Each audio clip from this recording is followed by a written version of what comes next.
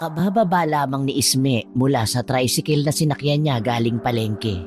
Inutusan kasi siya ng kanyang ina na bumili ng kanilang paninda dahil ubos na.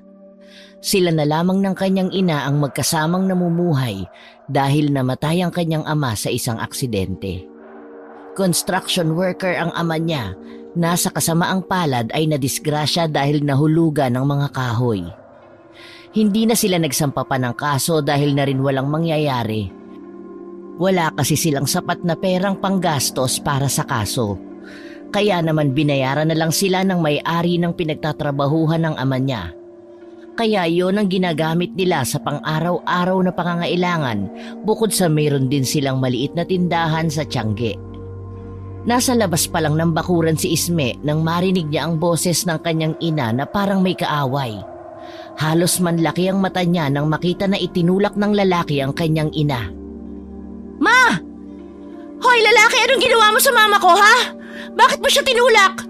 Ma, ayos ka lang ba? Wala bang masakit sa'yo? Isme, mali ang nakita mo. Hindi naman ako tinulak ni Isko eh. Natalisod lang ako kaya nadapa ako. Ma, anong natalisod? Hindi ako bulag para hindi makita ang ginawa ng lalaking yan. At lalong mas hindi malabo ang mga mata ko. Huwag niyo na ipagtanggol ang lalaking yan, ma. At bakit ba yan naririto? Anong ginagawa niyan dito? Tumahimik ka na, Isme. Hindi talaga ako tinulak ni Isko. Isko, umalis ka na muna ha. Mag-uusap lang kami ng anak ko. Saka na tayo mag-usap. Napadaan lang si Isko rito. Hindi na ako babalik dito. Hindi na tayo mag-uusap, Linda. Isko naman, huwag kang ganyan. Ibibigay ko naman sa'yo ang hinihingi mo. Wala pa kasi akong hawak na pera dito eh. Mag-usap tayo ng maayos. Anong pera sinasabi mo, ma? Nagbibigay ka sa lalaking yan ng pera? Teka, sandali, totoo ba ang mga chismis ng kapitbahay natin na meron kayong relasyon ni Isko? Pwede ba, Isme, huwag ka munang magulo dyan? Pumasok ka na sa loob ng bahay. Aalis na ako. Wala naman pala akong mapapala sa iyo ngayon, Linda. At isa pa, hindi pa pala alam ng anak mo na may relasyon tayo. Hoy Isko! Ang kapal na mukha mo na pagsabihan ng mama ko na wala kang mapapala sa kanya. Bakit? Dahil ba sa wala kang pera na makukuha sa kanya ngayon? Ang laki ng katawan mo, bakit hindi ka magbanat ng buto? Kalalaki mong tao, batugang ka. Mahiya ka naman, Isko. Yung perang hinuhot-hot mo sa mama ko, pera yun ng papa ko. Nakakadiri kayong dalawa. At ikaw ma, pumatol ka talaga sa bata. Mama naman, hindi ka ba nag-iisip ng tama? Isme, pwede ba huwag kang makialam sa amin? At huwag mong pagsasabihan si Isko ng ganyan. Papalitan naman niya ang pera na pinapahiram ko sa kanya. Kaya huwag ka nang makialam. Pinapalala mo lang ang away namin. Saka oo, may relasyon kaming dalawa. Hindi mo ako masisisi, Isme, kung nakipagrelasyon ako sa kanya. Ma, naririnig mo ba ang sinasabi mo, ha? Anak mo ko. May karapatan ako makialam sa inyo lalo na kung pineperahan ka lang ng Isko na yan. Sa dinami-dami ng lalaki, bakit yan pa napili mo? Naubod ng tamad. Walang ginagawa sa buhay at bisyo lang ang alam. Uy Isme, dahan-dahan ka sa pananalita mo ha. Ano naman sa'yo kung tamad ako? Sisihin mong ina mo dahil ang sabi niya sa akin, wag na ako magtrabaho. Siya na ang bahala sa lahat ng gusto ko. Kaya wag akong sisihin mo. Kala mo kung sino ka? Ano ba pinagmamalaki mo? Kung hindi ka lang babae, sinuntok ko na yung bunganga mo. Gago ka pala eh. Pinagmamalaki mo pa ngayon na tamad ka? Ay wow! Sinabi lang ni mama na huwag ka magtrabaho, sinunod mo naman. Kapal ng mukha mo, makapal pa sa libro. Magbanat ka naman ang buto mo, oy. Kung kaya mong bilugin ang ulo ng mama ko, pwes ako hindi. Alam nating pareho na hindi ka talaga seryoso sa mama ko. Pera lang ang habol mo sa kanya. Akala mo ba porkit lalaki ka matatakot na ako sa'yo? Sige, saktan mo ako para malaman ko kung anong kaya kong gawin. Baka isang piti ko lang ng daliri ko mangisay ka. Tama na sabi, Isme. Naririnig mo ba ako? Ang sabi ko, tumigil ka na. Paano niyo nagawa sa akin ang maglihim, ma? Wala na ba kayong kahihiyan dyan sa katawan niyo? Manaman, matanda na kayo para kay Isko. Mahiya ka naman kahit konti. Nakakahiya ka. Hindi nakapalag si Isme nang bigla na lang siyang sampalin ng ina. Ito ang unang beses na pinagbuhatan siya ng kamay at dahil lang yon sa lalaki. Namumula ang mga mata ni Isme na tumingin sa kanyang ina. Hindi siya makapaniwala. Galit ang kanyang ina nang harapin niya ito. Agad naman siya nitong dinuro. Itahimik mo yung bunganga mo na yan, Isme! Kanina ka pa, ha? Oo, anak kita, pero labas ka na sa usapan namin ni Isko. Nakita mo na ang ginawa mo? Umalis na si Isko na hindi man lang nagpaalam sa akin. Nahihiya ako sa ginawa mo. Pinamukha mo sa kanya na mukha siyang pera. Oo, ma. Labas ako sa usapan nyo. Pero pagdating sa pera ni Papa, pwede ako makialam. Tayo lang dapat ang nakikinabang sa pera, hindi yung ibang tao na alam mong pineperahan ka lang. Hindi ka ba nahihiya sa sarili mo? Sa mga kapitbahay natin? Buong akala ko hindi totoo ang chismis, pinagtatanggol pa kita sa lahat. Yun naman pala, totoo talaga. Halos lahat ng mga kapitbahay pinandidirihan ka. Ang kahihiyan mo ay kahihiyan ko rin, Mama. Wala akong pakialam sa mga sasabihin ng iba. Ang mahalaga sa akin ay nagmamahal ako. Nagmamahalan kami ni Isko. Kaya ikaw, huwag ka nang makialam pa. Hindi ako dapat mahiya sa ginagawa ko dahil wala silang ambag sa buhay ko. Mga naiinggit lang ang mga kapitbahay natin sa akin. Kaya nila ako pinagkukwentuhan. Hindi ka naman siguro bulag, Ma. Gaano ka nakakasiguro na mahal ka nga ni Isko? Pareho ba kayo nang nararamdaman sa isa't isa, ha? Mahiya ka naman, Ma. Parang anak mo na si Isko. Pumatol ka sa mas bata sa'yo. Matatanggap ko pa kung kaidaran mo eh. Pero yung matanda lang sa akin ng ilang taon at mas bata sa'yo eh, hindi ko matatanggap. Simula ngayon, ayoko nang makita ang lalaki na yon, Ma. Huwag mo akong pangunahang magdesisyon, Isme. Hindi hadlang ang edad para sa mga taong nagmamahalan. Pabayaan mo na lang ako. Mahal ko si Isko at hindi magbabago yon. Eh ako, Ma, ano ba ako sa'yo? Hindi mo ba ako mahal? Alam mo, Ma, napapagod na ako sa lahat. Pilit ko lang kinakaya. Hiyang-hiya ako sa lahat sa tuwing lalabas ako ng bahay. Ikaw ang pinag-uusapan. Pakiramdam ko nga para ako isang hangin sa paningin mo eh. Kailangan ko din kayo, Ma. Kailangan ko din ang atensyon mo. Mahiya naman kayo, nandidiri ako sa inyo. Mandiri ka na sa akin, Isme, pero wala akong pakialam. Hindi na magbabago ang isip ko. Wala kang alam kung papaano ako napapasaya ni Isko simula nang mamatay ang papa mo. Pakiramdam ko mamamatay ako sa lungkot, Isme. Pero nagkaroon ng kulay ang buhay ko nang makilala ko si Isko. Masaya ako kay Isko, kaya hayaan mo na lang ako. Ibig sabihin, hindi ka masaya na kasama ako? Nandito naman ako, Ma. Kulang pa ba ako sa'yo para maging masaya ka? Nakaramdam din ako ng lungkot simula nang mawala si Papa. Pero kinaya ko dahil alam kong nariyan ka pa.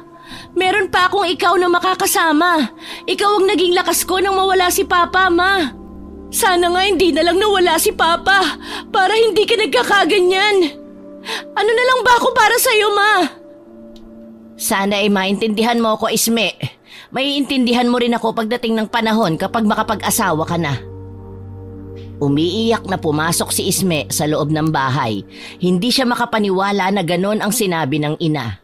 Talagang nabulag na ng maling pag-ibig ang kanyang ina. Wala namang kaso sa kanya kung mag-aasawa ulit ito, basta baka edaran, hindi yung bata pa at ubod ng tamad. Gustong-gustong barangin ni Isme si Isko para turuan ng leksyon, pero sumagi sa isip niya na kasalanan sa Diyos ang gagawin niya. Walang magagawang tama ang paggawa ng masama. Magdudulot lang yun sa kanila ng problema. Nakaramdam ng gutom si Isme kaya lumabas siya ng kwarto at pumunta sa kusina. Naroon ang ina niya, wala silang naging imik ang dalawa, hanggang sa nagsalita ito. Umaasa ako na maiintindihan mo ko, Isme. Naiintindihan kita, Ma, pero yung sinasabi ko sa'yo ay hindi mo naiintindihan. Tama bang hindi mo pagtrabahuhin si Isko? Hindi naman kayo ganyan dati nung hindi mo pa nakikilala ang lalaki na yun, ha? Hindi kayo nababagay. Oo, alam kong pangit tingnan na makipagrelasyon ako sa kanya, pero mahal ko siya, Isme. Mabait si Isko, sana ibigyan mo siya ng pagkakataon na maipakita sa'yo na hindi niya ako niloloko. At sana'y matanggap mo siya. Pasensya na, Ma, pero hindi ko siya matatanggap. Hindi ko alam kung saan napunta ang utak niyo at nagkaganyan ka dahil lang sa lalaki. Nawala na tuloy ako ng gana kumain. Kung kailan ka tumanda saka ka nagkaganyan. Hindi na tinapos ni Isme ang kinakain dahil naiinis na naman siya sa kanyang ina. Pumasok siya ulit sa kwarto. Maya-maya ay naisipan niyang maglakad-lakad muna. Wala na roon ang kanyang ina nang lumabas siya sa kwarto. Naisip niyang baka may pinuntahan ito. Sinara ni Isme ang tindahan nila at dinala ang susi. Hindi niya alam kung saan pupunta. Bawat madaanan niyang mga tao ay hindi nakatakas sa pandinig niya ang bulungan tungkol sa kanyang ina at kay Isko. Isinawalang bahala niya na lang yun at nagpatuloy sa paglalakad hanggang sa dinala siya ng mga paa niya sa simbahan. Kaya naman pumasok siya roon at nagdasal sa Diyos. Diyos ko, alam kong naririnig mo ko. Hindi ko na alam ang gagawin ko sa mama ko. Tulungan mo po ako, Panginoon, na maging malinaw sa isipan niya ang mga sinasabi ko. Naway maisip niya ang mga kamalian niya. Gusto ko na pong bumalik sa dati ang mama ko. Palagi mo po akong gabayan at ang mama ko sa tamang landas. Ang lahat ng ito ay dinadalangin ko sa iyo, Panginoon. Amen. Isme, ikaw ba yan? Sabi ko na nga ba ikaw yan eh. Kumusta? Ang tagal mong hindi nakapunta sa pinagtatrabahuhan ko ah. Oy Marta, ikaw pala.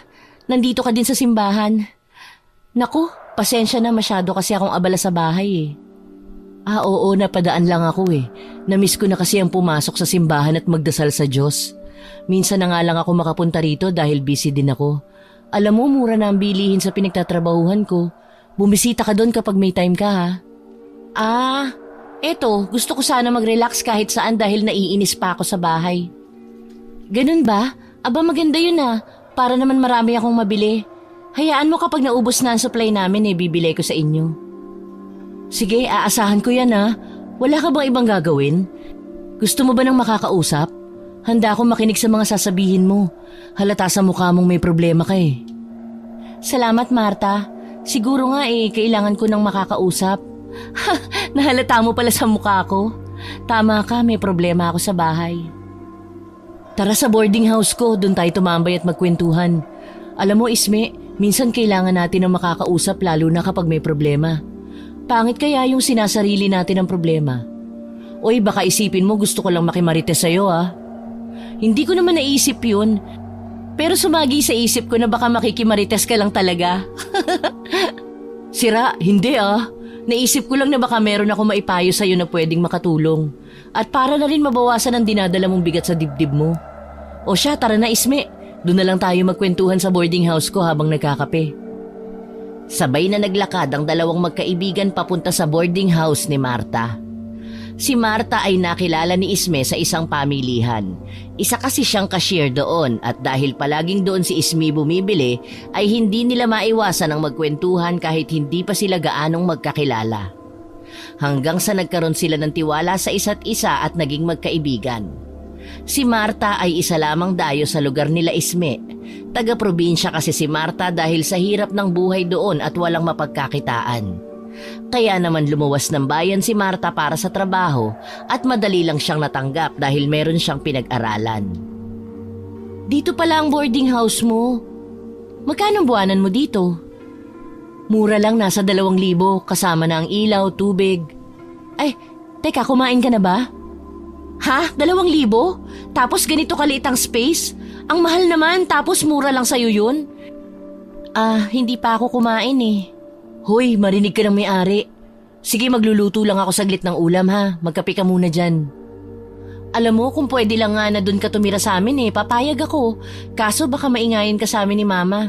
Hindi maiwasan na magtalo kami nun. Pasensya ka na ha, naistorbo pa kita. At mababawasan ko pa ang stock mo na pagkain. Naku Isme, wag mong isipin yun. Maayos naman ako rito. Saka yung mama mo ba ang problema mo ngayon? Anong nangyari? Ikaw talaga, walang problema sa akin kung mabawasan ang stock ko. Mahabang kwento, Marta. Saka naiinis ako kapag naiisip ko kanina ang sagutan naming dalawa. Saka alam mo, nasaktan ako ni Mama kanina. Ang sakit nga ng pisngi ko dahil sa sampal. Mahabang kwento? Di, paiksiin mo. Hala, sinampal ka ng mama mo? Kaya pala napansin ko ang pamumula ng pisngi mo kanina. Bakit ba kayo nagkasagutan at nauwi pa sa sakitan? Kanina kasi, maaga pa lang inutusan na niya akong mamalengke. Sumunod naman ako syempre. Tapos pag uwi ko nakita ko may kausap si mama na lalaki. Biglang uminit ang ulo ko dahil ang lalaki na kasama niya, napapabalitang nobyo niya. Tapos ang masama pa dun, tinulak siya ng lalaki kaya napasalampak siya sa lupa. Tapos ang nakakabwisit pa, sinabi ni Mama na hindi daw siya tinulak ni Isko. Kitang-kita kaya ng dalawa kong mata. Walang hiya naman pala yung lalaki na yun eh. Ilang taon na ba ang mama mo? At saka yung nobyo niya. Ay nako, kung ako nasa kalagayan mo baka nabugbog ko na yung lalaki. Hindi ka maniniwala sa sasabihin ko, Marta. 55 na ang edad ni Mama at si Isko naman ay 29 lang. Parang anak niya na nga yun eh. Nagalit ako sa ginawa ng lalaki na yun kay Mama at ang pagkakaalam ko talaga hindi totoo ang chismis sa kanila. Inamin ni Mama sa akin na meron nga talaga silang relasyon. Grabe naman pala, parang ate ka na nga ng Isko na yun kung ganun. Bakit pumato lang Mama mo sa hindi niya kaidaran? Alam mo, Isme, isa lang ang masasabi ko. Pineperahan lang ng lalaking yun ng Mama mo. Sa tingin ko lang naman Tama tayo ng iniisip, Marta. Yan din ang sabi ko kay Mama eh. Kaso ayaw maniwala, pinagsalitaan ko ng masama si Isko kaya ayun, sinampal ako ni Mama. Gusto ko nga barangin eh. Saka ipinagtanggol niya pa si Isko sa harapan ko mismo. Alam mo Isme, ang mabuti pa, hayaan mo na lang ang Mama mo sa gusto niya. Tutal naman ay hindi ka nagkulang sa paalala sa kanya kung ano ang kahihinatnan ng desisyon niya. Hayaan mo siyang matuto sa sarili niyang pagkakamali. Hanggat hindi nasasaktan ng tao, hindi yun matututo. Saka nabanggit mo ang barang. Marunong ka nun? Tama ka, Marta. Pagod na din ako magsalita pa eh. Nasasayang lang ang laway ko. Saka matanda na si Mama para pagsabihan ko pa. May lahi kasi kami ng mambabarang pero huwag ka matakot sa akin. Hindi kami katulad ng iba na ginagamit ang kakayahan para manakit ng tao o di kaya mamerwisyo. Eto luto na ang ulam, kumain na tayo. Pasensya ka na Isme yan lang ang ulam ko, piniritong isda. Gusto ko din matutunan ng barang na yan. Ito naman parang ano dyan eh. Kahit kape lang ang ulam natin ayos lang sa akin. Salamat Marta kahit papano nabawasan ang problema ko. Saka wag mo nang pangarapin ng mambarang, masakit sa ulo ang Latin. Wag na lang, baka mamaya mabaliw pa ako. Pero ano ba ang kakayahan ng isang mambabarang, Isme? Nagamit mo na ba ang pagiging mambabarang mo? Marami ang kakayahan ng isang mambabarang. Kaya naming maminsala ng tao lalo na kapag may kaaway kami na gusto naming gantihan. Binibigyan namin ng sakit sa katawan kapag hindi na agapan na maipagamot mamamatay sila. Latin na orasyon lang ang ginagamit. Tapos may mga sugo kami ng mga insekto. Saka hindi ko pa nagagamit ang pagiging mambabarang ko. Wala naman akong paggagamitan nun. Anong mga insekto? Pasensya na kung matanong ako. Wala kasi akong alam eh. Kahit anong mga insekto, saka nauutusan namin silang pumasok sa loob ng katawan ng tao. Nakakatakot naman pala. Saglit lang Isme Sasagutin ko lang tong tawag ni Mama, baka importante kasi. Sige Marta, baka nga importante yan. Tahimik na kumakain si Isme habang pasulyap-sulyap sa kaibigan. Maya-maya pa ay bumalik na si Marta at sabay na silang kumain. Nang matapos na silang kumain, si Isme na ang nagpresenta na maghugas ng pinagkainan. Nang matapos siya ay hinanap niya ang kaibigan. Nakita niya itong lumabas ng kwarto na may dalang bag. Saan ka pupunta Marta? Bakit may dala kang bag? Ay oo nga pala, hindi ko nasabi sa'yo. Uuwi muna ako sa amin. Si Mama yung tumawag kanina. Ang sabi niya umuwi na muna ako dahil magdidiwang sila ng kaarawan ni Papa. Kailangan daw kumpleto kami. Ganun ba? Ngayon na ba ang alis mo? Oo pero dadaan muna ako sa pinagtatrabahuhan ko para magpaalam. Saka mas mabuti na nga yun na makauwi ako dahil minsan na lang ako makabisita sa magulang ko. Gusto mo ba sumama? Ha? Pwede ba? Para na rin makapag-relax ako kahit ilang araw. Oo naman, pwedeng-pwede ka sumama. Welcome ka sa lugar ko. Saka ipakikilala na rin kita sa magulang ko. Alam mo, maganda ron. Tiyak akong mawiwili ka at malilimutan mo ang problema mo. Sige Marta, sasama ako sa'yo. Pero uuwi muna ako para kumuha ng mga gamit at magpapaalam ako kay Mama. Baka hindi ka payagan ng Mama mo. Saka baka tumagal tayo doon ng 1 linggo ha. Magdala ka ng damit, yung marami na agad. Oo, magdadala ako. Saka papayag yun no. Ayaw niya pa nun, palagi silang magkikita ni Isko sa bahay. Saan nga pala tayo magkikita? Oo nga no. Doon na lang kita hintayin sa pinagtatrabahuhan ko. Huwag ka lang magtatagal ha, baka maiwan tayo ng bus na sasakyan natin. Sasakay na sana si Ismi ng tricycle nang mapahinto siya saglit. Nakita niya kasi si Isko na may kasamang babae. Nakalingkis ang babae na parang linta sa braso ni Isko. Bigla na lang kumulo ang dugo ni Ismi at pinuntahan si Isko. Ismi, saan ka pupunta? Nakita ko si Isko, Marta. Meron siyang kasama na babae. Sabi ko na nga ba, niloloko niya lang si Mama.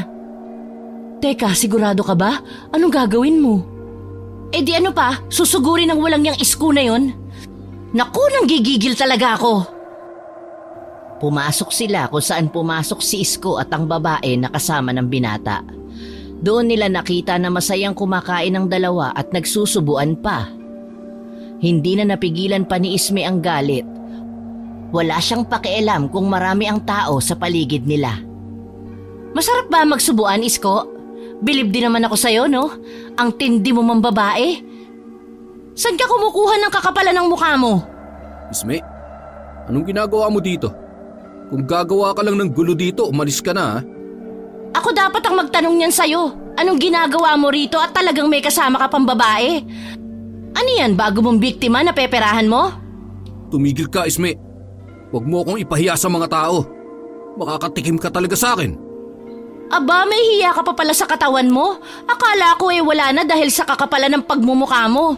Bakit, Isko? Takot ka bang malaman ng lahat kung anong klaseng tao ka? At talagang matatanda na may pera ang type mo. Halos nanay mo na nga yung kasama mo eh. Kapag hindi ka tumigil sa kangangawa mo, Isme, makakatikim ka na sa akin. Umalis ka na't huwag mo nang sirain ang araw ko. Hindi ako natatakot sa yung gago ka. Isa kang manloloko. Pineperahan mo lang ang mama ko. Nagsawa ka na ba sa mama ko kaya naghanap ka na agad ng iba? O baka naman wala ka nang nakukuhang pera sa kanya kaya ito ka ngayon may bagong mapeperahan? Isme, tama na yan. Marami ng tao ang nakikiusyoso sa inyo. Sa ibang araw na lang kayo magtalo. Hindi, Marta, hayaan mo lang ako. Hindi pa ako tapos sa gagong to. Huwag akong sisihin mo sa lahat. Yan nanay mo, sisihin mo. Kasalanan ko ba na umaling sa akin yan nanay mo? Ang kapal ng mukha mo. Alam mo, nakakaawa ka. Sa laki ng katawan mo, umaasa ka lang sa pera ng babaeng niloloko mo. Yan lang ba ang alam mong gawin, ang manloko ng mga babae? Sana'y karmahin ka balang araw. Biglang inaway ng kasamang babae si Isko. Kaya naman hinila na ni Marta si Isme palabas ng restaurant. Galit na galit si Isme at gusto niyang magwala hanggang sa naghiwalay sila ng daan ni Marta. Dumiretso na si Isme sa kanilang bahay. Sumakay siya ng tricycle para mapabilis ang pag-uwi niya. Pagkarating niya ng bahay ay pumasok na siya at dumiretso sa kwarto para magligpit ng gamit. Saan ka galing? Bakit nakasarado ang tindahan? Bakit nagbabalot ka ng mga damit mo? Hoy Isme, kinakausap kita. Pumunta ako sa kaibigan ko. Nagpahangin. Siya nga pala, aalis muna ako. Sasama ako sa kaibigan ko sa lugar nila. Sinara ko ang tindahan dahil baka maubos na naman ang laman. Siguro binibigay mo rin kay Isko ang laman ng tindahan natin. Aalis ka? Bakit ka naman aalis? Dahil ba sa nagawa ko sa'yo? Saka pwede ba wag mo nang pag-initan si Isko? Wala naman siyang ginagawang masama sa'yo ah. Hindi po yun ang dahilan. Gusto ko lang makapag-isip ng maayos. Ayaw mo nun, ma? Malayang makakapunta dito si Isko habang wala ako? Ano pong gusto mong gawin ko? Makipagplastikan sa kanya at kunwari tuwan-tuwa ako sa Isko na yon? Kilala niyo ko. Prangka akong tao, ma. Kapag ayoko sa tao, ayoko talaga. Aalis na ho ako. Saka alam mo, nakita ko yung magaling na Isko kanina, may kasamang babae. Ayun, inaway ko at pinahiya. Bahala ka kung maniniwala ka o hindi. Hindi yun magagawa ni Isko. Baka gumagawa ka lang ng dahilan para mag-away kami. Hindi pa kami nagkakaayos tapos eto na naman ang balita mo tungkol sa kanya. Siguro nga gumagawa lang ako ng dahilan. Sana hindi kayo magsisi sa huli. At sana hindi mo kalimutan na hindi kita sinabihan. Paano kayo magkakaayos? Nandun siya sa bago niyang pineperahan. Aalis na po ako. Isme! Hindi pa ako pumapayag na umalis ka. Kailan ka babalik? Pumayag ka man o hindi, mama, aalis ako. Hayaan niyo akong umalis muna. Dahil simula ngayon ay hindi na kita pakikialaman sa pakikipagrelasyon mo kay Isko. Ayoko maging kontrabida sa buhay mo at sa kasiyahan mo. Pero hindi ako papayag na makikinabang siya sa pera ni Papa. Pakisabi, magtrabaho siya kamo. Ang laki ng katawan niya, walang pakinabang. Hindi ko alam kung kailan ako uuwi. Sana pagbalik ko nakapag-isip-isip na kayo ng maayos. Anak, mag-iingat ka. Mag-usap tayo ng maayos kapag nakabalik ka na. Gustong tumulo ng luha ni Isme nang marinig ang salitang anak mula sa kanyang ina. Matagal na panahon din bago niya narinig yun. Lihim siyang nagpapasalamat dahil naaalala pa ng ina na meron siyang anak. Walang lingon-lingon si Isme na lumabas siya ng bakuran ng bahay. Sa totoo lang ay ayaw niyang iwan ang kanyang ina dahil hindi siya sanay. Hindi naman siya galit sa ina. Naiinis lang siya rito dahil hindi nag-iisip ng mabuti. Ang gusto lang naman niya ay magising sa katotohanan ng ina at iwan si Isko. Tanaw na ni Isme ang kaibigan na nakatayo sa harap ng pinagtatrabahuhan nito. Agad naman siyang nakita ni Marta at sumakay sa tricycle para magpahatid sa terminal ng bus. Pasensya ka na kung medyo natagalan ako. Akala ko nga ay hindi ka na darating. Mabuti at pinayagan ka ng mama mo. Wala siyang magagawa kung aalis ako. Mabuti na rin yun para makapag-isip ako. Dahil kung sa bahay lang, naku, naiirita ako ron. Baka mabaliw ako sa kakaisip. Hayaan mo. Sinasabi ko sa'yo, Isme, mawawala yung problema mo sa mama mo kapag nandun na tayo sa Sitio Bicol. Huwag kang maiilang sa pamilya ko, ha? Feel at home ka dapat. Oo naman, sabi mo eh. Malayo ba ang lugar mo? May kalayuan din. Siguro 3 oras ang itatagal natin sa biyahe. Matulog muna tayo, Isme, saka gagabihin tayo ng dating doon. Magpapasundo na lang tayo sa papa ko kapag nandun na tayo sa terminal. Sinubukang matulog ni Isme pero hindi yun umubra. Tulog na rin si Marta nang tingnan niya ito. Kaya ang ginawa niya ay pinagmasdan ng mga tanawin sa labas ng bintana ng bus. Hindi niya namalaya na nakatulog siya hanggang sa naramdaman na lang niya na mayroong tumatapik sa mukha niya. Nang magmulat siya ng mga mata ay mukha ni Marta ang bumungad. Bakit Marta? May problema ba? Gising na, nakarating na tayo sa Sitio Bicol. Halika na, bababa na tayo. Gabi na pala, kaya gutom na ako eh. Ito na ba ang lugar mo, Marta? Ang sakit ng puwet ko dahil sa tagal ng biyahe. Ako nga rin gutom na. Pero huwag ka mag-alala, papunta na si Papa para sunduin tayo. Sa bahay na lang tayo kumain. Tiyak ako may niluto na sila doon. Ito na ang lugar ko, medyo hindi mo makita ang kagandahan dahil gabi. Hayaan mo bukas mamamasyal tayo. Grabe, ang sakit ng puwet ko. Hindi ko na malaya na nakarating na tayo. Malayo ba ang bahay niyo dito sa terminal? Hintay lang tayo saglit, malayo ng konti. Ayun ang sundo natin. Papa! Nandito kami! Siya na ba ang papa mo? Mukhang bata pa ang muka Siyempre, hindi gaanong stress sa buhay kaya bata pa ang muka. Hi pa! Mano po? Kaawaan ka ng Diyos, anak. Kanina pa ba kayo naghihintay? Hindi naman pa. Siya nga po pala ang kaibigan ko, si Isme. Isme, siya ang papasid ko. Magandang gabi po, Uncle. Magandang gabi rin sa iyo, Isme. Welcome sa Sitio Bicol. O siya, sumakay na kayo para makauwi na tayo. Alam ko na gutom na kayo. Gutom na talaga kami pa. Masakit na ang tiyan namin. Kumusta kayo dito? Maayos naman kami dito. Kahit hirap sa buhay ay kinakaya. Doon na tayo magpatuloy ng kwentuhan sa bahay. Gumagabi na kasi. Kanina pa naghihintay ang mama mo sa'yo. Sumakay na si Isme sa habal-habal kasama ang kaibigan at ang ama ni Marta. Masasabi ni Isme na maganda nga ang lugar ng kaibigan kahit gabi. Dahil mayroong street light ang bawat kanto. Hindi katulad sa kanila na walang ilaw sa daan. Huminto ang habal-habal na sinasakyan nila sa isang simpleng bahay. Sinuyod ni Isme ang kabuuan ng bahay.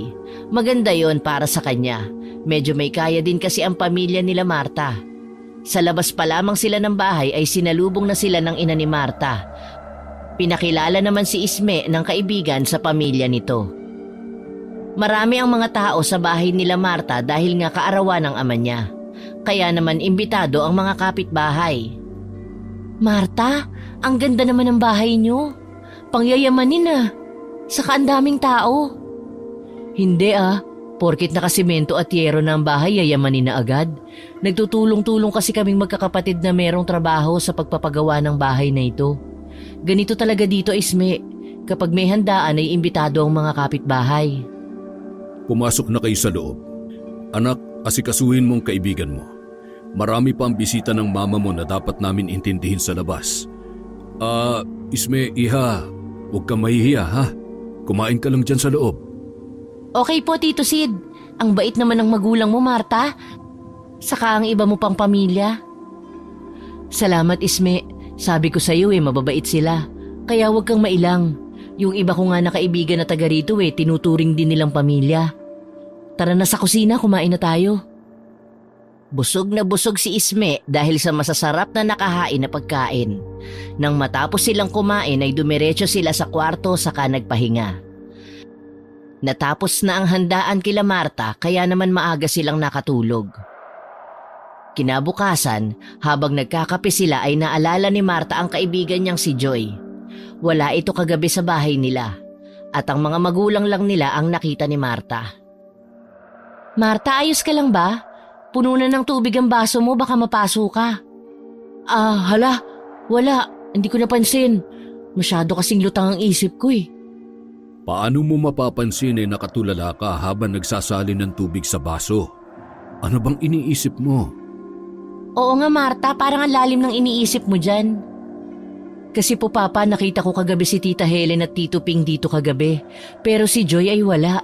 Hinanap ko nga baka nasa tabi-tabi lang Hindi ko na din nakausap ang magulang niya kasi umalis na. Hindi pa pala namin nasabi sa iyo ang nangyari sa kaibigan mo. Ano pong nangyari sa kanya? Wala na si Joy. Patay na ang kaibigan mo, anak. Nung nakaraang buwan lang siya inilibing. Nakakaawa nga ang naging pagkamatay niya. Ano? Patay na si Joy? Sayang hindi man lang kami nakita ulit bago siya mamatay. Ano po bang kinamatay niya, Pa? Palaisipan ang dahilan ng nangyari sa kanya. Napaka-misteryoso. Hanggang ngayon ay hindi nalaman ng magulang ni Joy ang dahilan ng kanyang pagkamatay. Paano niyo po nasabi na misteryoso? Hindi man lang ba siya dinala sa ospital? Ilang beses na siyang dinala sa pagamutan pero walang makita ang mga doktor na kakaiba sa katawan niya. Pero ang nakapagtataka ay mayroong mga insekto na lumalabas sa katawan ni Joy. Usap-usapan din dito sa amin na parang kinulam o di kaya ay binarang ang bata na yun. Kulam at barang? Sino naman ang gagawa nun sa kanya? Mabait na tao si Joy at pala kaibigan.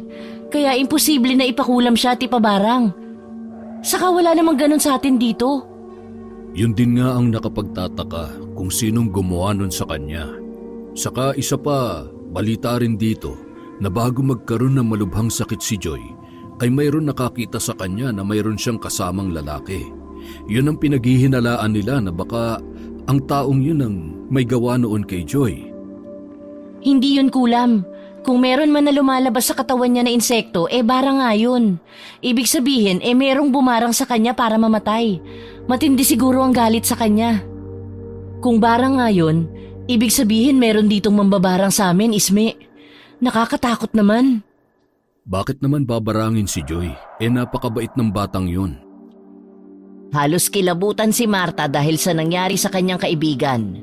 Malakas naman ang kutob ni Isme na barang ang ikinamatay ng kaibigan ni Marta.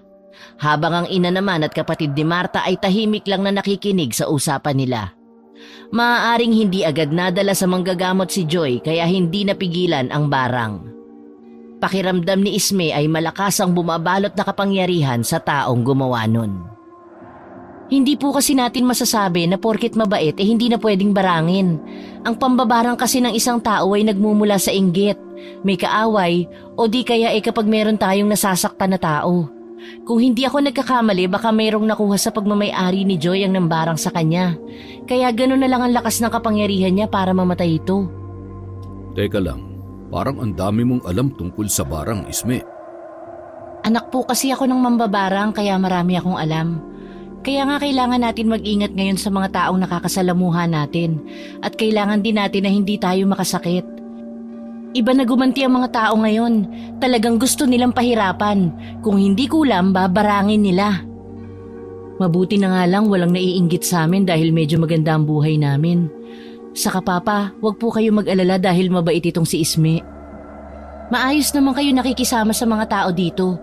Kitang-kita ko yun kagabi. Parang fiesta nga dito sa inyo dahil sa dami ng tao na imbitado eh. Siya nga pala Papa, aalis po kami mamaya ni Isme. Ipapasyal ko lang itong kaibigan ko. Walang problema. Basta ba mag-iingat kayo? At huwag magpapagabi sa pag-uwi, ha? Umalis na sila Isme at Marta. Naisip kasi ng kaibigan na umaga sila mamasyal para marami silang mapuntahan. Inubos nila ang oras nila sa pamamasyal. Mayroon ding binili si Isme na pwede niyang maging remembrance. Dahil sa hindi tumitingin si Marta sa kanyang dinaraanan, mayroon siyang nabunggo na lalaki habang namimili ng mga pwedeng bilhin. Medyo malayo rin sa kanya si Isme. Naku, pasensya na kuya. Hindi ko sinasadya. Okay lang ba kayo? Ayos lang. Wala namang masakit sa akin. Ikaw, may masakit ba sa'yo? Wala, ayos lang ako. Sige, aalis na ako ha. Pasensya na ho ulit. Sandali, pwede ko bang malaman ang pangalan mo? Saka, taga dito ka ba sa Santa Barbara? Ako si Marta. Taga rito ako. Ikaw, anong pangalan mo? Ako si Elmir. Masaya akong makilala ka, Marta. Papaalis na ako. Sige, aalis na rin ako. Baka hinahanap na rin ako ng kaibigan ko eh. Hoy Marta! Nandito ka lang pala? Kanina pa kita hinahanap. Sinong tinitingnan mo dyan? Naku, sorry Isme. Meron kasi ako nabunggo na lalaki kaya medyo natagalan ako. O ano, nakabili ka na ba? Ganun ba? Oo, nakabili ako. Ang gaganda nga eh. Saka alam mo, gusto kong bilhin lahat ang nakikita ko dahil ang gaganda at ang mumura pa. Dapat nagdala ka ng maraming pera. Umuwi na tayo, Isme. Pagod na ang mga paa ko. Pumayag si Isme na umuwi na sila. Nang makauwi sila ay nilagay niya muna sa tabi ang mga binili. Tumulong din siya sa ginagawa ng magulang ni Marta. Ang ganda talaga dito sa inyo. Sabi ko sa'yo, di ba? Mag-e-enjoy ka rito at malilimutan mo ang problema mo. Masaya talaga dito si Isme. Mabuti nga at nakapunta ka dito. Kaya nga po eh. May problema po kasi kami ng mama ko. Nagkaroon kami ng konting tampuhan. Nako, dapat ang konting tampuhan, hindi pinapalala. Dapat inaayos agad. Hindi ko na itatanong sa'yo kung taga saan ka, Isme. Kapag nakauwi po ako ay aayusin ko po ang problema namin. Mahirap din po kasi ang may tampuhan kami lalo na at dalawa na lang kami. Nakatira po ako sa Manila. Ibig mong sabihin ay wala ka ng ama? Ang layo pala ng lugar mo. Mabuti naman at nagkakilala kayo ng anak ko. Para naman hindi kami nag-aalala sa kanya. Opo, iniwan na kami ng papa ko. Kaya nga nagkaroon ng nobyo si mama tapos bata pa sa kanya. Yun po ang pinag-awayan namin. Marami na ang kaso na ganyan. Marami ang nag-aasawa kapag namatay ang mga asawa. Ang mabuti pa, pagbigyan mo ang mama mo sa gusto niya. Maiba tayo ng usapan. Huwag na natin pag-usapan ang tungkol sa mama ni Isme. Ay siya nga pala Papa, kilala mo ba si Elmir? Sinong Elmir? Marami ang may pangalang Elmir. Yun po bang binata na taga rito sa atin? Bandang 12:00 ng tanghali habang nasa labas ng bahay si Isme para tawagan ng kanyang ina. Bigla na lang siyang nakarinig na parang nagkakagulo sa loob ng bahay nila Marta. Napakunot naman ang noon niya kung bakit maingay sa loob. Kaya naman patakbo siyang pumasok sa loob ng bahay. Nakita ng dalawang mata niya kung paano mamilipit sa sakit habang nakahawak sa tiyan ng ama ni Marta. Hindi alam ng lahat kung ano ang gagawin nila. Umiiyak na rin ang ina ni Marta. Papa, ano pong nangyayari sa'yo? Sobrang sakit ng tiyan ko. Parang hinahalukay sa loob. Tulungan niyo ako. Ano nangyayari dito, Marta? Isme, baka may alam ka na pwedeng gawin para mawala ang sakit ng tiyan ni Papa. Tulungan mo siya, Isme. Hindi ko na kaya ang sakit. Pakiusap, tumawag na kayo ng manggagamot.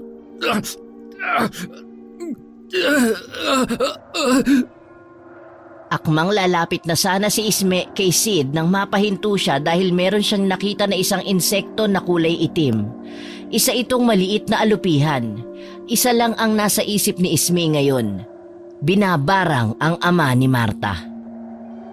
Kaya naman biglang pinatay ni Isme ang insektong nakita niya at ginawa na ang dapat niyang gawin. Inilapat niya ang kanyang kamay sa ulo ni Sid at nagwika ng Latin na orasyon na siya lang ang nakakaintindi. Paulit-ulit binabanggit ni Isme ang orasyon na alam niyang malakas. Kaya naman unti-unting nagsisilabasan ng mga insekto sa katawan ni Sid at biglang namatay ang mga ito. Pawis na pawis si Sid nang magamot ni Isme at wala nang nararamdamang sakit pagkatapos. Anong nangyari? Binarang po kayo ng kung sino, Tito Sid. Buti na lang mahina ang gamit niya na Latin sa pambabarang kaya nasumpa ko ang masamang plano sa'yo. Barang? Sino naman ang gagawa nun kay Papa? Saka bakit may nakita kami insekto kanina na lumabas sa katawan niya? Ang mga insekto na nakita nyo kanina ay isang sugo ng mambabarang. Inuutusan nila ito na pumasok sa loob ng katawan ng tao para magbigay ng sakit. Katulad sa papa mo kanina, kung hindi ko naagapan ng pagpapaalis sa mga insekto na yon, maaaring ikamatay ni Tito. Diyos ko, salamat Isme. Mabuti na lang at nandito ka. Dahil kung wala baka mawalan kami ng ama. Saka ang nakapagtataka lang, sino ang mambabarang na walang ya ang gagawa nito sa'yo pa? Alam ko na. Malakas ang kutob ko na si Elmer ang gumawa nito sa akin. Siya ang mambabarang dito sa lugar natin. Siya rin ang gumawa ng pambabarang kay Joy. Si Elmer? Yung lalaki na kinuwento ko sa'yo na gustong manligaw sa akin? Tapos hindi ka pumayag? Paano niya kayo babarangin pa? At saka gaano ka nakakasiguro na siya nga ang nambarang kay Joy? Pasensya na Marta kung hindi ko sinabi sa iyong totoo. Para na rin sa katahimikan ni Joy sa kabilang buhay. Dating nobyo noon ni Joy si Elmer. Maayos naman ang relasyon nila. Hanggang sa nagkaalabuan nga sila at nakipaghiwalay ang kaibigan mo. Pero lumipas ang ilang linggo, nagkaroon na ulit ng nobyo si Joy at doon nga nagsimula ang lahat. Nagkaroon siya ng malubhang sakit. Patay na siya nang maabutan ng magulang niya sa kwarto at may mga insekto na lumalabas sa katawan niya. At sobrang baho daw ng amoy noon kaya ipinalibing na lang siya kaagad. Ganun pala ang nangyari sa kanya. Pero wala naman dahilan si Elmer para barangin ka, Papa. Nagkaroon kami ng konting pagtatalo. Napasobrang mga sinabi ko sa kanya. Tapos pagka-uwi ko ay yun na, sumakit ng tiyan ko. Kaya nga sinabihan kita na umiwas sa lalaking yon dahil demonyo siya. Mas mabuti na siguro na bumalik ka na lang sa pinagtatrabahuhan mo. Mas ligtas ka doon. Hindi po matatakasan ng barang kahit saan man tayo pumunta o magtago. Lalo pa na kilala kayo ng Elmer na yon. Kahit sabihin natin na nasa malayo tayo, ay pwede niya tayong barangin gamit ang pangalan natin. Anong dapat nating gawin? Paano natin matatakasan si Elmer? Isme, hindi ba mambabarang ka rin? Baka naman may alam ka na isang bagay na pwedeng makatalo kay Elmer. Ang makakatalo lang sa kanya ay isang albularyo o di kaya kapwa niya rin na mambabarang. Kung ganun, pwede mo siyang labanan. Tulungan mo naman kami, Isme. Baka balikan kami ni Elmer. Huwag kayong mag-alala, habang nandito ako hindi niya kayo magagalaw. Saka para malaman natin na kung saan siya nagtatago, meron akong inutusan na insektong sugo ko. Isa sa mga alaga ko. Paano niyo nagagawa ang ganong bagay, Isme? Nakakamangha ang kakayahan niyo. Biruin mo, nakakausap mo ang insekto at nauutusan din sila. Saka naiintindihan mo ang sinasabi nila. Nakakamangha nga pero nakakakilabot din naman. Isa yun sa kakayahan ng mambabarang. Kaya namin sila nauutusan dahil sa mga orasyon na winiwika namin sa kanila. Hayaan nyo mamaya ay malalaman natin kung saan nakatira ang mambabarang na yun. Sumapit ang gabi. Habang nagpapahinga ang lahat ay bigla na lang napasigaw si Marta dahil meron siyang nakita na isang malaking bubuyog. Sa itsura pa lang nito ay nakakatakot. Naalerto ang mga kapatid niya at magulang kaya naman napatakbo sila kung saan naroroon si Marta. Akma na sanang papatayin ni Marta ang insekto nang pigilan siya ni Isme. Marta, wag! Wag mo sasaktan ang insekto na yan! Bakit naman? Mamaya makagat tayo niyan. Alaga ko siya, hindi yan nananakit. Uy Isme, baka kagatin ka niyan. Wag mo nga hawakan. Malay mo isa yan sa mga alagad ng mambabarang. Maniwala ka sa akin, hindi siya masamang insekto. Ganon na lang ang pagkamangha ng lahat ng hindi kinagat ng insekto si Isme. Pinagmasdan nila Marta ang ginagawa ng insekto. Malapit ito sa tenga ni Isme at para bang may binubulong. Bumuka naman ang bibig ni Isme at nagwika ng orasyon sa mahinang boses. Bigla namang lumipad ang bubuyog na yon. Tama ang hinala ninyo. Si Elmir nga ang mambabarang at nakatira siya sa gitna ng kakahuyan. Ang sabi ng sugo kong bubuyog, nakita niya na naroroon si Elmir. Anong plano natin, pa? Kailangan malaman ng lahat ng kapitbahay ang tungkol sa lalaking yon. Dapat ay mapaalis siya dito o di kaya naman ay mabigyan ng leksyon. Aalis ako para ibalita sa lahat ang nalalaman ko. Masyado na hong gabi para umalis kayo. Ipagpabukas niyo na lang ang gagawin ninyo. Hindi pwede, kailangan mapuntahan ang bahay ng lalaking yon. Baka mamaya ay tumakas pa siya. Papa, tama si Isme. Baka mapahama ka pa. Hindi natin alam kung anong kaya pang gawin ni Elmir sa atin. Wala nang nagawa pa si Marta nang hindi nagpapigil ang ama niya. Dahil sa pag-aalala ay sinundan nila ito. Malayo na sila sa bahay nang makita nila ang mga kapitbahay na may dalang mga ilaw at ang iba naman ay kawayan na mayroong apoy sa unahan. Nagkaisa ang mga taga-sitio Bicol na sugurin si Elmir sa kanyang tinitirhan. Nang malapit na ang mga tao sa gitna ng kakahuyan ay walang sabi na sinunog nila ang bahay ni Elmir. Ang iba naman ay sumisigaw ng mambabarang ka! Dapat kang mamatay! Tahimik lang sa isang tabi si Isme at Marta habang nakatingin sa bahay na tinutupok na ng apoy. Nagsialisa na ang lahat nang masigurong kasama si Elmir sa nasusunog na bahay. Sa tingin mo, Isme, patay na si Elmir?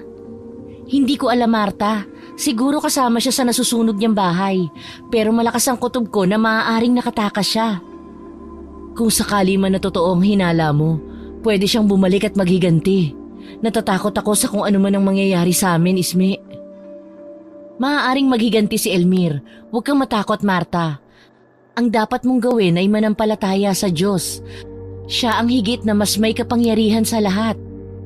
Huwag kayong mag-alala. Imposible na makatakas pa siya sa sunog kagabi. Patay na ang mambabarang na yon. Nararapat lang yun sa kanya. Lumipas ang 3 araw.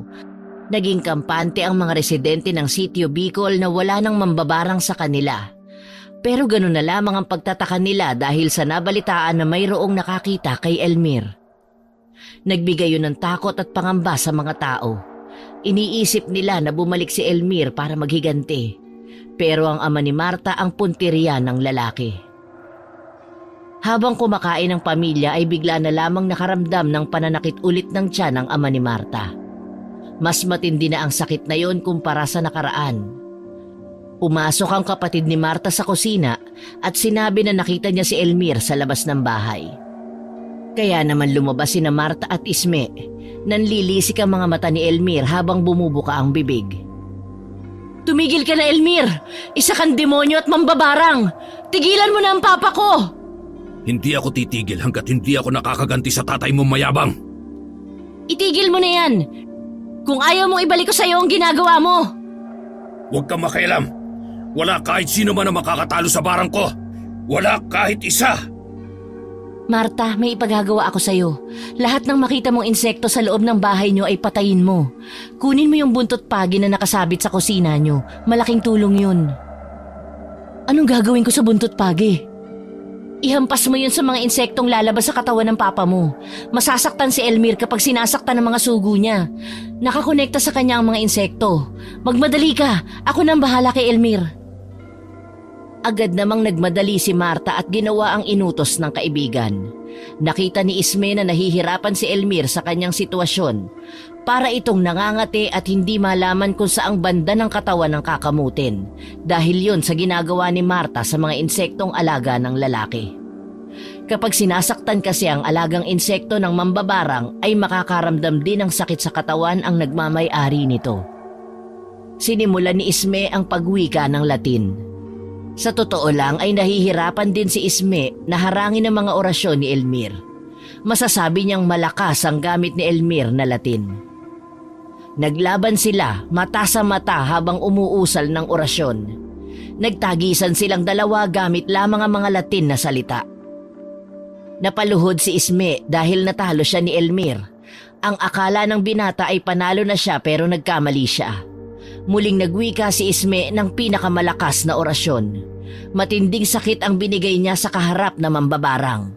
Sakit ng ulo na parang mabibiyak sa tindi ng sakit at ang paghilab ng tiyan. Itinaas ni Isme ang kanyang kamay para ikumpas sa hangin at utusan ng mga alagang insekto ni Elmir na pumasok sa katawan nito. Nagsisigaw sa sakit si Elmir, hindi niya alam ang gagawin. At hindi siya makapaniwala na nagawa ni Isme na utusan ng kanyang mga insekto. Binalaan kita pero hinamak mo ko. Masyado ka nagpakakampante sa kapangyarihan mo. Anong ginawa mo? Hindi ako papayag na matalo mo ako. Ang sakit ng ulo ko. Paano mo nagawang utusan ang mga sugo kong insekto?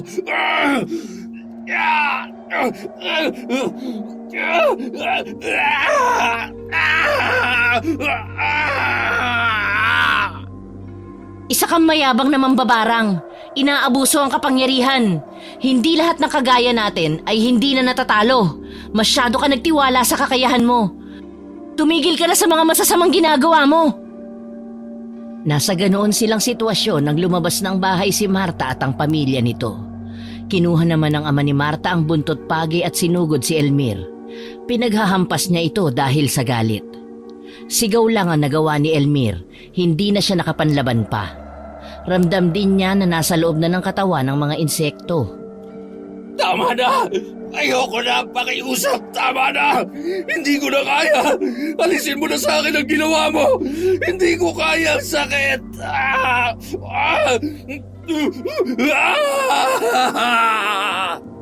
Aalisin ko lang ang orasyon sa'yo kung mangangako kang hindi ka na mananakit ng tao. Nangangako ako! Hindi na ako uulit pa! Hindi ko na gagamitin sa masama ang pagiging mambabarang ko! Maawa ka sa akin!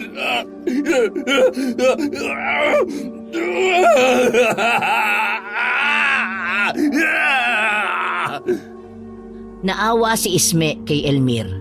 Wala naman siya sanang balak na pasakitan ng lalaki, pero kailangan yon para matuto si Elmir at malaman niyang hindi lang siya ang nag-iisa sa mundo na marunong mambarang. Muling nagwika si Isme ng orasyon para alisin sa katawan ni Elmir ang mga insekto. Lupaypay ang katawan ni Elmir nang mawala ang sakit na iniinda. Natalo ni Isme ang binata dahil kumpleto ang orasyon na ginamit niya, samantalang ang kay Elmir naman ay hindi kumpleto na orasyon na siyang ikinatalo niya. Sana'y natuto ka na sa mga maling nagawa mo. Umaasa akong tutuparin mo ang pinangako mo.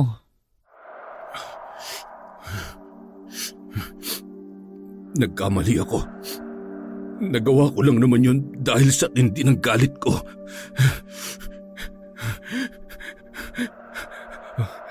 Hindi yun tamang rason para gamitin mo sa masama ang kakayahan mo na binigay sa'yo ng Diyos. Binigyan tayo ng kapangyarihan para gamitin sa mabuti at hindi para abusuhin. Humihingi ako ng tawad sa lahat. Simula ngayon, hindi niyo na ako makikita pa dito. Pangako yan. Hindi ka dapat bigyan ng pagkakataong mabuhay. Hayaan na lang ho natin siya. Kapag naisin ninyong mamatay siya ay para na rin kayong katulad niya na masama. Bigyan po natin siya ng isang pagkakataon na magbago. Nakakapagpatawad nga ang Diyos. Tayo pa kaya ng mga tao lang? Tama si Isme, Papa. Kapag pinatay natin si Elmir, wala na rin tayong pinagkaiba sa kanya. Hinayaan nila Isme na makaalis si Elmir. Simula nung mangyari yun ay hindi na nagpakita pang muli ang binata sa sitio Bicol. Naging tahimik na at masayang namumuhay ang mga tao doon na walang takot na nararamdaman. Pinasalamatan nila si Isme sa malaking tulong na nagawa. Araw ng Sabado, yun din ang araw na uuwi na sina Isme at Marta. Ayaw pa sana silang paalisin pero hindi na nila napigilan pa ang dalawa. Pasensya na po kung hindi ko na mapagbibigyan ng kagustuhan nyo. Nag-aalala na po kasi ako sa mama ko eh. Ganoon ba, Iha? Huwag mo nang intindihin ang kagustuhan ng kapatid ni Marta at ng asawa ko. Basta ba, sa susunod na bumisita kayo ulit dito, isama mo ang mama mo, ha? Wala pong problema, isasama ko po siya. Salamat po sa maayos niyong pagpapatuloy sa akin dito ha. Naging mabuti po kayo sa akin. Wala yon. Naging mabuti ka naman sa amin. Saka salamat sa tulong mo. Kung wala kay, baka isa na ako ngayong bangkay. Malaki ang utang na loob sa'yo ng mga tao dito. Paano Papa? Aalis na po kami. Ma, huwag ka namang malungkot. Bibisita naman po ako ulit dito eh. Kailangan ko po magtrabaho para sa atin. Huwag mo nang intindihin ang mama mo. Mamaya'y magiging maayos din yan. Ikaw kasi, ang tagal mong bumisita dito sa amin. Sobrang busy po kasi sa trabaho. Hayaan niyo po sisikapin kong makabisita sa inyo. Aalis na po kami. Mag-iingat kayo sa biyahe. Sana'y magkaayos na kayo ng mama mo. Habang nakasakay sila ng bus pauwi ng Maynila ay nanalangin si Isme na sana ay maayos lang ang ina niya at sana sa pag-uwi niya ay maayos na silang dalawa. Narating na nila ang terminal at saka bumaba. Sumakay sila ulit ng tricycle at ilang minuto ang lumipas ay nakarating na silang dalawa sa lugar ni na Isme. O paano Marta, uuwi na ako ha? Magkita na lang tayo ulit. Aasikasuhin ko pa ang problema namin ni Mama. Sige Isme, sana ay maayos nyo na ang problema nyo. Magkita tayo bukas sa simbahan, magsisimba ako. Sige ba, magandang plano yan. O siya, sige na, alis na ako. Ingat ka sa pag-uwi mo. Naghiwalay na sila ng daan na magkaibigan. Nilakad na lang ni Isme ang distansya ng bahay nila. Malapit na siya sa kanilang bahay. Hindi niya maintindihan ang nararamdaman kung masaya ba siya o maiinis na naman sa kanyang ina. Nasa tapat na siya ng bahay nang buksan niya ang gate na gawa sa kawayan. Sinarado niya ang gate at pumasok sa loob. Nakakailang hakbang pa lang siya nang lumabas ang kanyang ina mula sa loob ng bahay, kasama ang isang ginang. Agad naman siyang napansin ito para mapatingin sa kanya ang ina. Kinumusta siya ng ginang nang makalapit sa kanya at umalis na. Dahan-dahan siyang naglakad papalapit kung saan nakatayo ang kanyang ina. Hindi pa siya nakakalapit nang sinalubong siya ng ina at niyakap ng mahigpit habang umiiyak. Isme, anak, umuwi ka. Akala ko hindi ka na uuwi. Saan ka ba galing? Nag-alala ako sa'yo, baka kung napano ka na. Galing po ako ng Sitio Bicol kasama ko si Marta. Kamusta po kayo rito? Maayos naman ako, halika sa loob. Kumain ka na ba? May pagkain sa kusina. Gusto mo ng kape? Ipagtitimpla kita. Hindi na po, ako na lang ang magtitimpla ng para sa akin. Bakit po kayo umiiyak? Hindi ko kasi papigilan ng umiyak. Dahil sa mga pagkukulang ko sa'yo. Alam mo, simula nung umalis ka, doon ko lang naisip ang mga maling nagawa ko. Marami akong pagkukulang sa'yo. Hindi ako naging mabuting ina. Tama ka. Dahil kay Isko ay nakalimutan kita. Sana'y mapatawad mo ako, anak. Patawarin mo si Mama. Kalimutan na lang po natin yun. Masaya po ako na nagbago ka, Mama. Namiss po kita. Matagal na po kitang pinatawad. Salamat, anak ko. Gagawin ko lahat para makabawi sa'yo. Mahal kita, anak. Ikaw ang kayamanan ko na hindi matutumbasan ng kahit na sino. Mahal din po kita, Mama. Patawarin mo po ako sa mga nasabi ko sa'yo. Kumusta pala kayo ni Isko? Alam mo, sana nakinig na lang ako sa'yo. Tama ka, Isme. Manloloko si Isko. Nahuli ko siyang may kasamang ibang babae at pera lang talaga ang habol sa akin. Ang tanga ko talaga at hindi ako nakinig sa'yo. Simula nun, hindi na siya pumupunta rito. Huwag niyo na po sisihin ang sarili niyo. Biktima lang din po kayo ng pagmamahal. Ang importante ay nalaman niyo ang tunay na motibo ni Isko sa inyo. Magsimula po tayo, Mama. Oo, tama ka. Magsisimula ulit tayo. Tayong dalawa lang. Matanda na ako.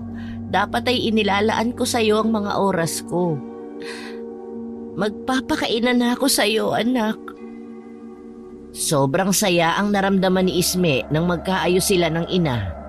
Buong akala niya ay hindi na sila magkakaayos pa. Walang mapagsidla ng kasiyahan niya. Tuwing linggo ay nagsisimba silang mag-ina para magpasalamat sa Diyos. At naikwento rin ni Isme sa kanyang ina ang ginawa niya sa Sitio Bicol. Kumalat din ang balita sa ibang lugar na silang mag-ina ay mga mabubuting mambabarang na nagmula pa sa mga ninuno ang kanilang kaalaman sa barang. Kaya naman marami ang pumupunta sa kanila para magpagamot. Masaya ang mag-ina na nakakatulong sa kapwa na nangangailangan ng tulong nila. Nagpatuloy silang mag-ina na mamuhay ng tahimik at pakiramdam ni Isme ay palagi niyang kasama ang Diyos sa bawat hamon ng buhay at pagsubok na dumarating sa kanila. Hindi lahat ay natutuwa sa kanila, lalo na ang mga kagaya nilang mambabarang. Nagagalit sa kanila ang mga ito dahil kinokontra ang barang na ibinibigay nila sa mga tao. Isang araw, galing sa palengke si Isme, naabutan niya ang ina na namimilipit sa sakit ng ulo.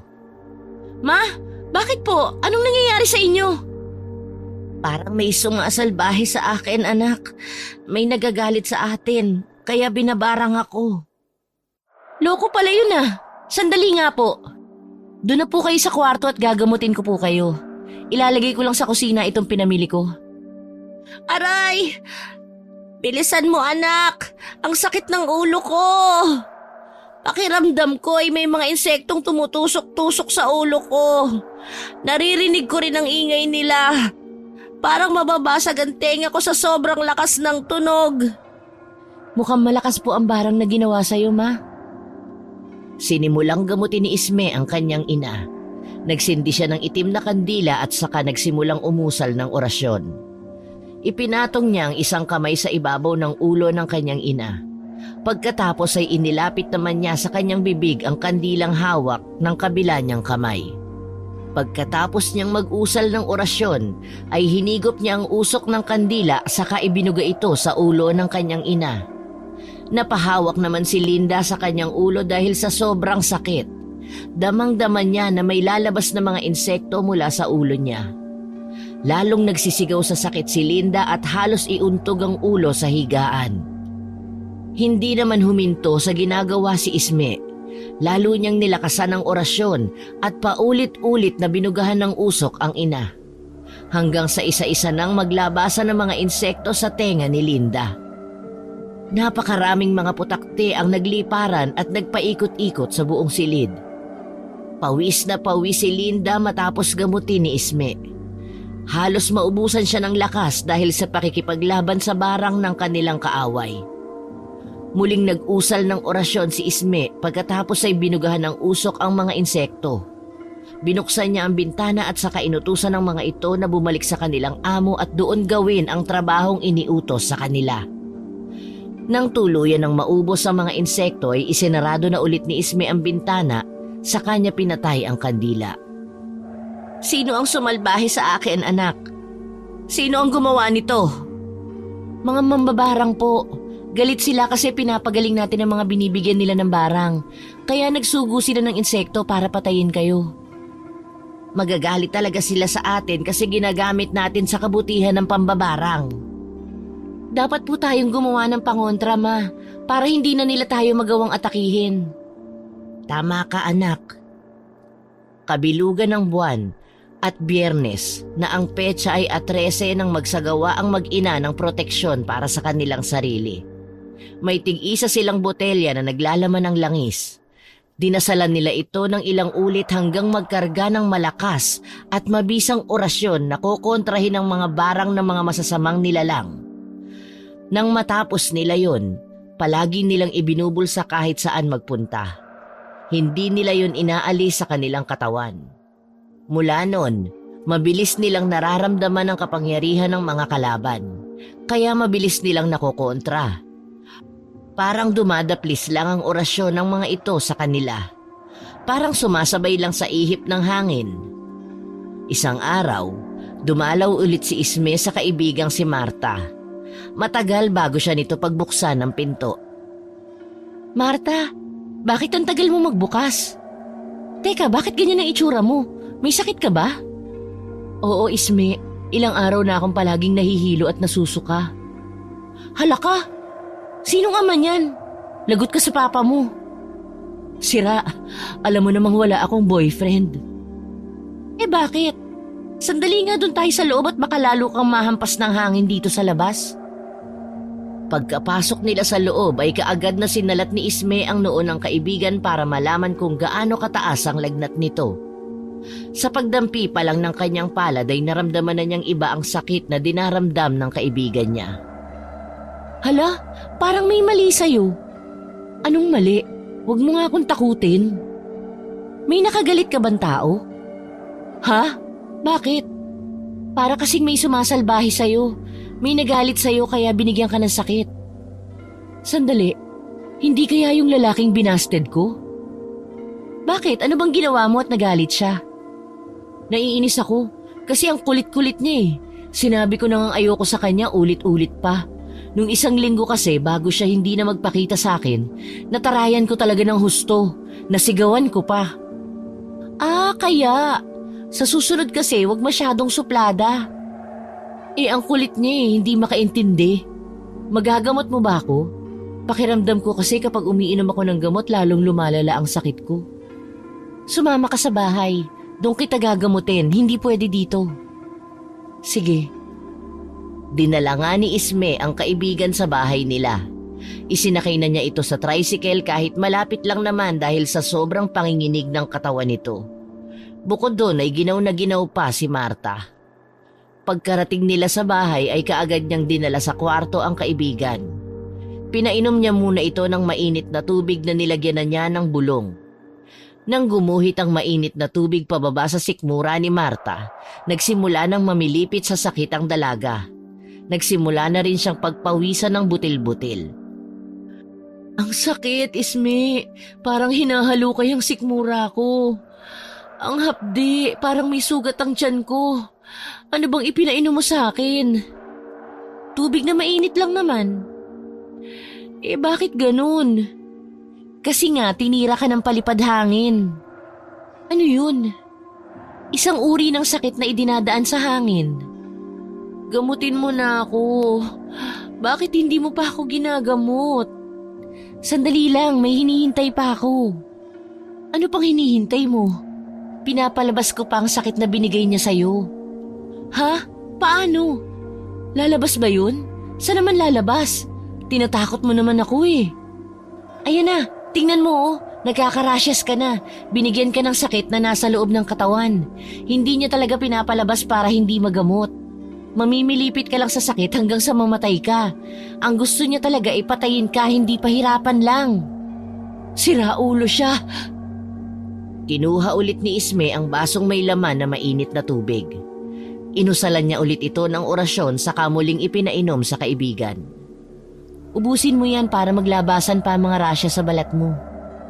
Kada inom ni Marta sa tubig ay panayang daing niya dahil sa hapdi ng kanyang sikmura. Para siyang umiinom ng likidong humihiwa sa kanyang bituka. Parang hindi ko na kaya, Isme. Parang mamamatay na ako sa sakit na nararamdaman ko. Bakit ganito ang tubig na to? Mas mamamatay ka kapag hindi mo inubos yan, kaya mamili ka, buhay o kamatayan. Gusto kong mabuhay. Hindi ako pwedeng mamatay, Isme. Kawawa naman ang pamilya ko sa amin kapag nawala ako. Kaya, inumin mo na lahat yan. Pilitin mo. Kapag naubos mo yan, mawawala ang pananakit ng tiyan mo. Pinilit ubusin ni Marta ang laman ng baso. Kada inom niya ay lalo siyang nahihilo at nagsusuka pa siya ng malapot na laway. Nang maubos na niya ang tubig ay lalong dumami ang rashes na lumalabas sa kanyang katawan. Nawala na ang pananakit ng tiyan niya pero nangangati naman siya. Kapag kinakamot niya ang mga rashes ay pinagagalitan siya ni Isme. Gusto mong masugat ka? Huwag mong kamutin. Makati kasi, anong gagawin ko? Hayaan mo lang. Nagsindi na ng kandilang itim si Isme at saka ipinatong ang kanyang kamay sa ulo ni Marta. Nag-usal siya ng orasyon. Hinigop niya ang usok ng kandila at saka ibinuga sa kaibigan. Paulit-ulit niyang ginawa ang prosesong yon ng 9 na beses. Pagkatapos ay inabutan niya ng langis si Marta. Ipahid mo sa balat mo para mawala ang pangangati. Natanggal ko na ang sakit na binigay sa'yo ng taong gumawa niyan. Mga ilang araw bago mawala ang rashes mo, maligo ka ng malamig na tubig. Paanong malamig? Lagyan mo ng yelo ang pampaligo mong tubig, tapos bibigyan kita ng kwintas para proteksyon mo sa mga manliligaw, sa mga mangkukulam at mambabarang, lalo na sa mga lalaking may gusto sa'yo tapos babasti din mo lang. Baka naman hindi na ako makapag-asawa niyan, Isme. Sobrang proteksyon naman yata yung binigay mo. Kapag may mabuting puso at kalooban, wala namang problema yan. Sa mga may masasamang pakay lang yan. Pero huwag ka naman kasing masyadong suplada. Magpaligaw ka na kasi para yung mga lalaking ayaw mo, hindi na makalapit kasi may magbabakod na sa'yo. Mas magandang proteksyon yun. Hay, sana nga may dumating ng para sa akin. Siguro may dumadating, tinataboy mo lang. Gaga. Pero salamat ha, buti talaga nandyan ka. Wala yun. Buti ka mo, pinasya lang kita. Kung hindi, baka hindi na kita maabutan. Oo nga. Sige, magpahinga ka na muna dito sa kwarto. Dito ka na muna matulog ngayong gabi. Kapag okay ka na talaga, saka ka na bumalik dun sa boarding house. O kaya, dito ka na lang kaya tumira. Sayang din ang upa mo ron. Oo nga pandagdag ko na rin yun sa ipapadala kila tatay, no? Ay, akala ko sa amin ka uupa. Di naman ako tatanggi. Ay, parang di kaibigan. Joke lang. Nagtawanan na lang sila. Pagkatapos ay iniwan na ni Isme ang kaibigan para makapagpahinga ito at makabawi ng lakas. Ilang araw ang lumipas at lumipat na nga sa kanila si Marta. Tuwing magbabakasyon ito sa kanilang probinsya ay sumasama na silang mag-ina. Kaya lalong nagkalapit ang kanilang pamilya.